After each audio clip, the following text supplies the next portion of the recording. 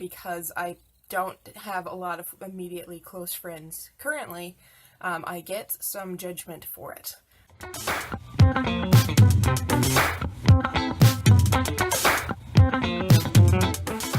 If you can only support creators who provide value and make you think, please consider contributing to my Patreon page the next time you watch one of my videos. Hello everybody and welcome. Today I wanted to talk about loneliness. Now, we all know what being lonely feels like because we've all felt lonely at some point in our life. Now, that might be an overgeneralization, but more than likely you understand what I'm talking about. At some point you felt left out, or at some point you've wanted company and couldn't get it, or, whatever the case may be. We've all experienced what loneliness can be like. Teal Swan, for example, thinks that loneliness is like the global problem, and that most issues stem from a need for company and not having sufficient interactions and not having sufficient numbers of friends and things like that, a feeling of loneliness essentially.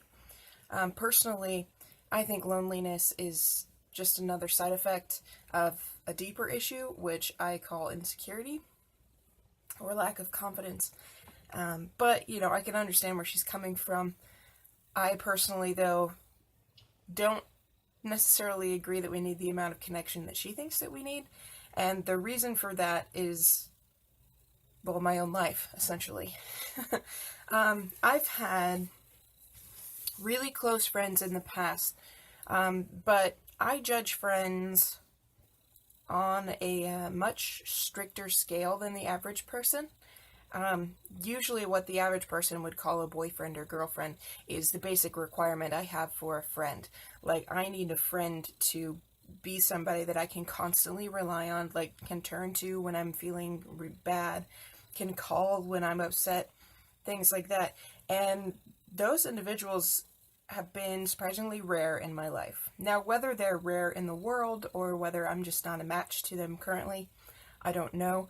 But whatever the case may be, I haven't really had a close group of friends since middle school or so. I've had some really good friends since then, but pretty much every friend I've had that I would define as a friend, I could also define as a sister or a brother, because genuinely I view them as a member of my family and would do almost anything for them if they needed me. Like if they needed me to go pick them up or something, or, needed somebody to talk to at 2 a.m, I'm cool being that person. That's not to say that I haven't let some of them down, and that, some of them haven't let me down. But the love is still there, at least for me. I don't know about for them, but, I can't know what their world is like. So my version of friendship is very different from what I understand everybody else's definition of friendship to be. And for this reason, I tend to pick my friends very, very, very carefully. And because I don't have a lot of immediately close friends currently, I get some judgment for it. My grandmother and my dad, for example, both tell me that I should get more friends. And I constantly look at what they call friends and go, but I don't want what you have. I don't want that kind of friend. So, it's an interesting phenomenon. And it's humorous that, other people, the people that care about you, they try to help you be happy. What does your parent want? They want you to be happy, right? And yet they can't accept that you are happy for whatever reason. And I don't understand why. But I remember watching this one video when I was feeling particularly low a couple years ago, where a guy was explaining loneliness. And he said that loneliness is the belief in your head that you would be better off in the presence of somebody else. As in, you would be better off in another scenario, and you're missing out because you're here. And I actually thought that was a very good description, because it's absolutely true. most of the time when I'm on my own, I have my own projects to deal with. I have my own work to work on. I have videos to make, I have videos to edit, I have video games to program, I have, artwork to do, 3D modeling, all these things. My interests hold my attention. I don't really feel lonely, and most of the time I feel inspired and happy and excited to see what comes next. So I rarely feel lonely. And when I do, it's not because I haven't had the availability of company. It is indeed the belief that I would be better off in the presence of some specific person, usually.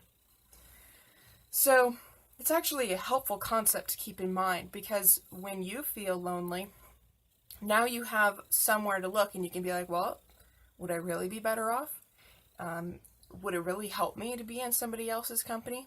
And I'm not saying that you should become similar to me where you're a little bit of a hermit, but, you don't have to prove yourself worthy by having a lot of friends. You don't need to prove that you're a valuable person by the number of people that call you regularly. Personally, I do hang out with people on a weekly basis, but they are immediate family. Right now, those are my close connections. My close friends, most of them live out of state, so it's not exactly easy to go and see them. And personally, I hate phone calls, so, it's not shocking that we don't talk more often, at least from my perspective. Additionally, I tend to be the friend that initiates things, which I have found quite frustrating throughout my life. So that means that usually when it comes to connecting with somebody, I need to take the reins, and that means that they usually don't. I mean, I've even had some of them tell me, hey, you should contact me again. And I'm like, oh, so it's on me?